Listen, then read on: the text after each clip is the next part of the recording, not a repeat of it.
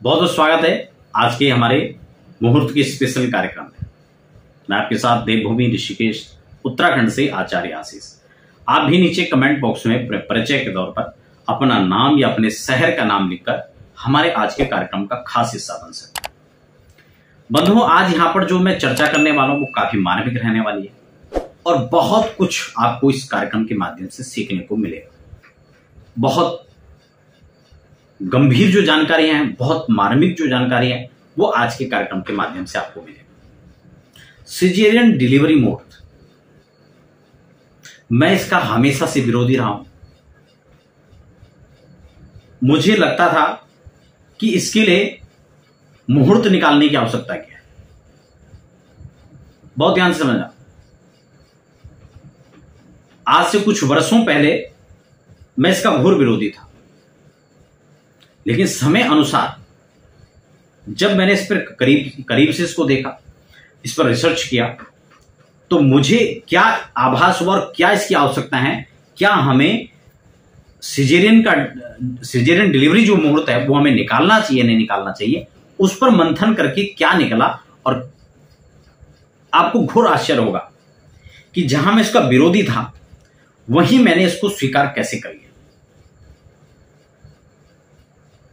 देखिए, मुहूर्त ऑपरेशन के लिए पहले से निश्चित है। मुहूर्त का मतलब होता ही है कि हमारे कार्य में कोई रुकावट ना है, निर्विघ्न हम अपने कार्य में सफल हो सके। कोई भी मुहूर्त हो, ए टू जेड।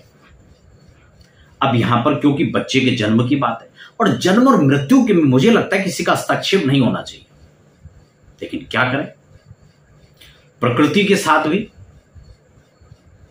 जो स्वाभाविक नियम है उसमें भी देखें तो आज का समय यहां पर इस मोड़ पर आ गया है। हम वहां पर खड़े हो चुके हैं कि डॉक्टर कहता है कि बिना डिलीवरी बिना उसके तो होगा ही नहीं, ऑपरेशन नॉर्मल बच्चा होगा ही नहीं।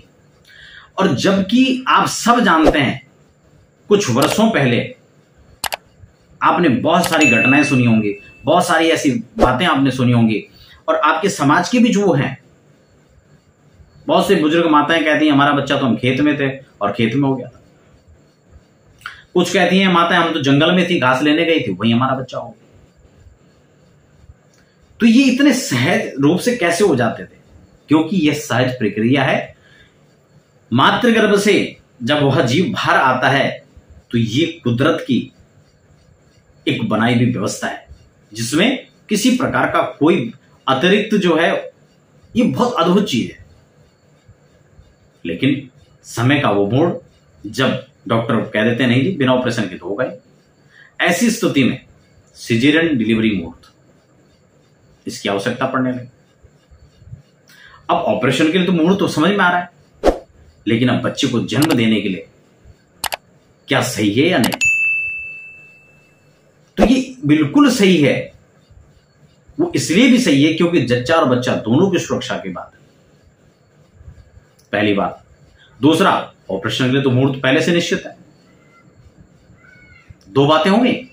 अब तीसरा यह है कि वो तो किसी न किसी दिन ऑपरेशन करेंगे, तो क्यों नहीं हम शुभ लग्न तय करके, शुभ दिन तय करके हम बच्चे को जन्म दें, ताकि बच्चे के जन्म कुंडली के अंदर जो योग बने वो शुभ बने। उदाहरण के तौर पर मैं आज यहां पर मेरे पास दो तत्काल की जो सिजेरियन डिलीवरी के जो मुहूर्त निकलवाने के लिए दो लोगों का जो आग्रह हमारे तक पहुंचा था, उन दो के लिए हमने यहां पर मुहूर्त निकाला और उन दोनों के मुहूर्तों का जो डिटेल है मैं आपको यहां पर समझाऊंगा, नियम आपको बताऊंगा। इसमें पहली कुंडली सुंदरगढ़ उड़ीसा से है, पहला जो मुहूर्त निकाला, और दूसरा यहां पर पुणे से है। इन दोनों में कैसे हमने मुहूर्त निकाला वो विधि मैं आपको बताऊंगा। हो सकता है हमारे जो कार्यक्रम है वो ज्योतिष सीखने वाले या एस्ट्रोलॉजर या जो ज्योतिष में रुचि रखते हैं वो सब कार्यक्रम भी देख रहे हो, और हो सकता है वो भी देख रहे हो जो ये मुहूर्त निकलवा रहे हैं, जिनको इसकी आवश्यकता है। तो दोनों के अनुकूल हम बात करेंगे।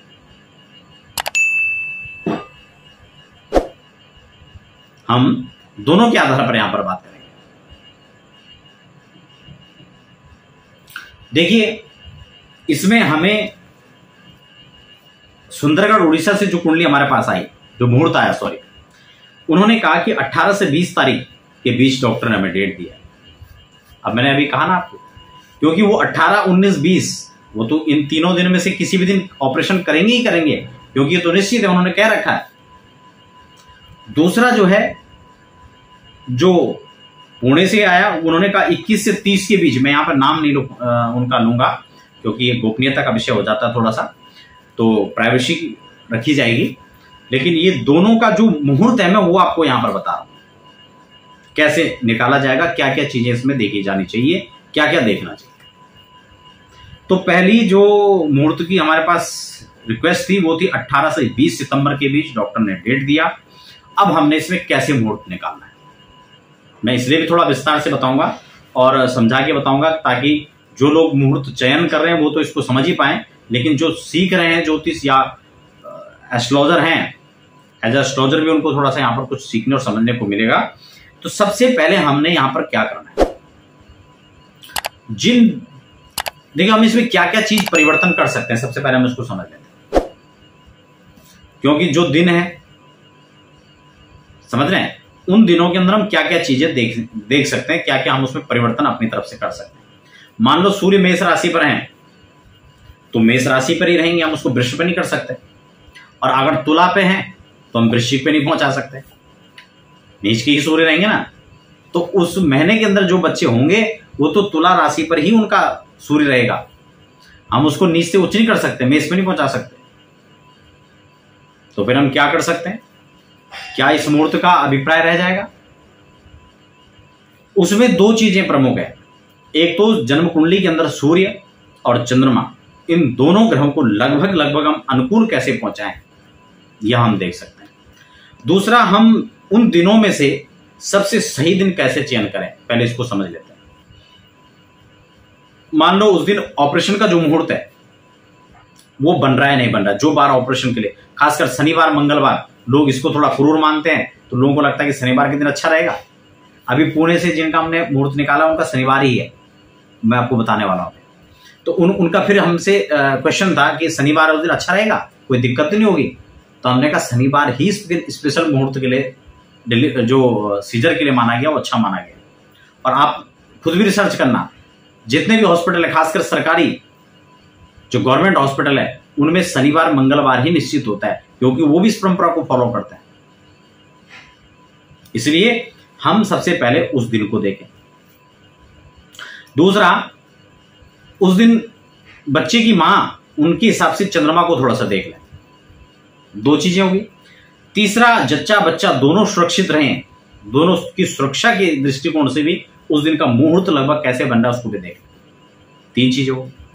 अब इसमें और जो मुख्य चीजें हैं, सबसे पहले पंचांग को परिवर्तित कर ले। जैसे हमारे पास में जो सुंदरगढ़ उड़ीसा से जो मुहूर्त निकालने के लिए आया था, तो हमने देखा कि यहां पर सूर्योदय का समय उस दिन 6:05 था, जबकि उड़ीसा में 5:41 था।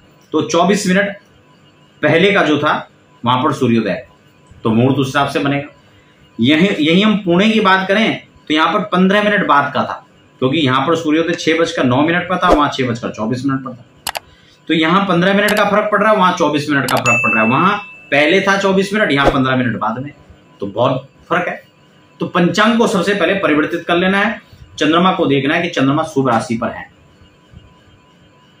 सबसे मुख्य महत्वपूर्ण चंद्रमा को हम इसमें देख लें कि चंद्रमा शुभ राशि पर कैसे पहुंच रहे हैं। दूसरा, सूर्य और चंद्र दोनों, जैसे मैंने आपको पहले ही बताया, शुभ भाव पर आ जाना चाहिए। तीसरा, जो इसमें छठा पॉइंट है, कितने हो गए, सबसे एक मुहूर्त ऑपरेशन का होना चाहिए, दूसरा डिलीवरी का मुहूर्त होना चाहिए, तीसरा इसमें पंचांग परिवर्तन, चौथा चंद्रमा का शुभ राशि, पांचवा इसमें सूर्य और चंद्रमा का शुभ, छठा इसमें डॉक्टर का समय अनुकूल हमें देख लें। ये नहीं कि हम सुबह 8 बजे का मुहूर्त निकाल रहे हैं, डॉक्टर 10 बजे की बात करेगा, वो भी देखना है, या हम रात्रि के 11 बजे निकाल रहे हैं तो वो भी नहीं होगा।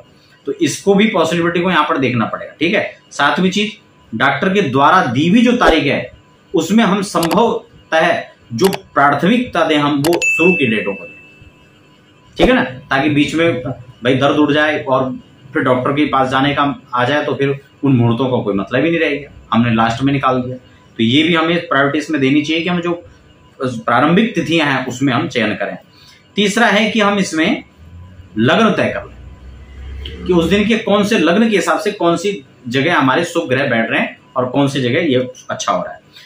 और एक चीज हम इसमें देख सकते हैं, 9वीं चीज, कि दोष कम से कम हो और योग ज्यादा से ज्यादा हो।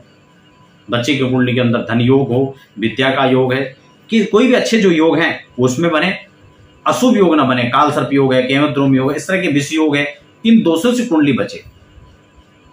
मान लो शनि तो मकर राशि पे ही और चंद्रमा उस दिन मकर पे हो गए तो विष योग बन जाएगा। इसलिए ऐसी तिथि को हम चुने कि विष दोष ना बने, काल सर्प दोष ना बने। मांगलिक कुल के ज्यादा विचार नहीं है। कई लोग सोचते हैं मांगलिक खराब है, नहीं, मांगलिक तो अच्छा माना जाता है, तो मांगलिक मंगल है, इस चीज का ध्यान रखना है। 10वीं चीज है कि बच्चे की कुंडली के अंदर कोई ना कोई राजयोग जरूर बने, एक से अधिक बने तो बहुत अच्छा है।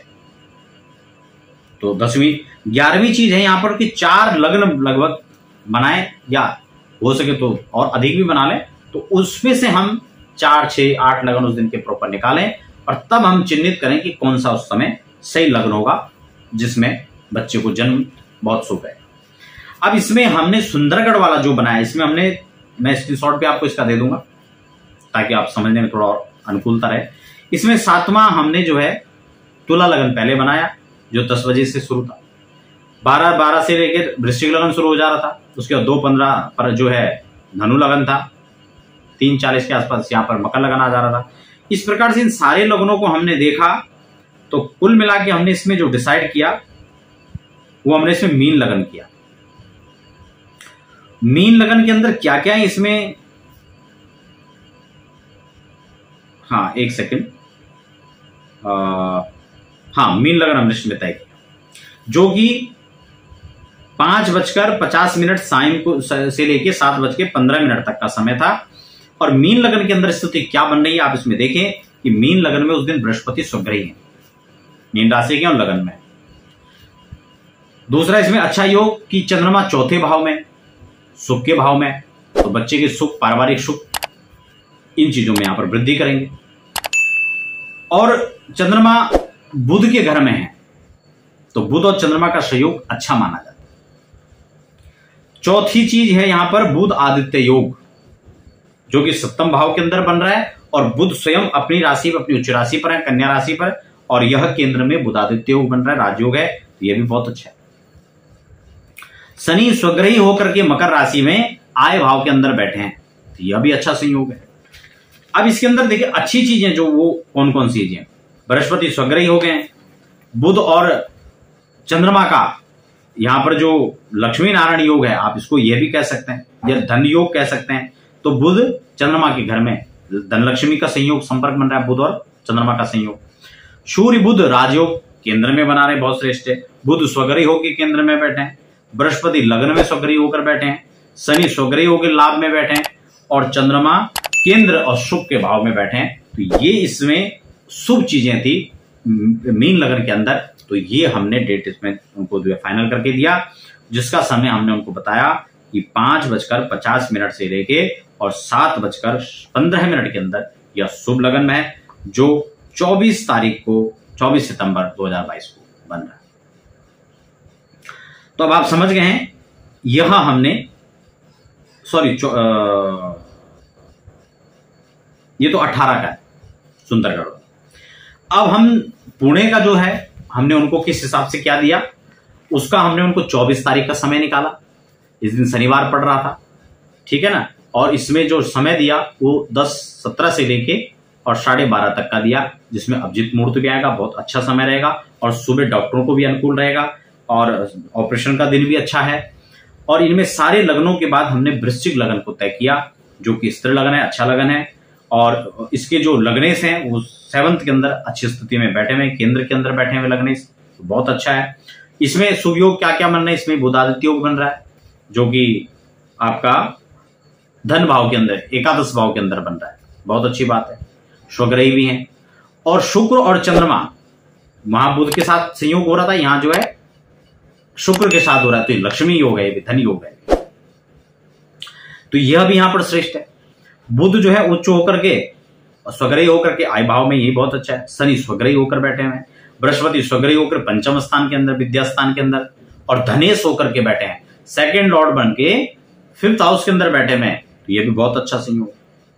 तो इस प्रकार से हम इन मुहूर्त को चयन कर सकते हैं जिसमें बहुत अच्छे से अच्छे योग संयोग बन रहे हो, कॉम्बिनेशन ग्रहों का अच्छा बन रहा हो, लग्नेश की स्थिति अच्छी हो, भाग्येश की स्थिति अच्छी हो। इन सभी चीजों को देखकर हमें डेट निश्चित करना चाहिए, बार को निश्चित करना चाहिए, लग्न को निश्चित करना चाहिए, ताकि ज्यादा से ज्यादा चीजें उसमें पॉजिटिव बने।